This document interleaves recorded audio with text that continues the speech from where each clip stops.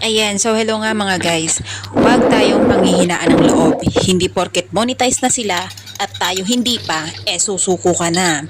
Tandaan mo, bago ka natutong maglakad ng diretso, iilang beses ka munang bumalentong, nasubsob, nadapa at nasugatan bago ka natutong tumayo at maglakad sa sarili mong mga paa.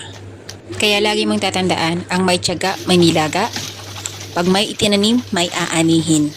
Kaya nga dapat ine-enjoy lang natin lahat ng mga ginagawa natin. Gawin lang natin inspirasyon araw-araw. Ay, ganito pala yung ginawa ko noon, ganyan. So, it's a memories na rin para sa atin, no? Huwag tayong magpaka-stress dahil lang sa matagal tayong na-monetize. Enjoy every day, ganyan lang.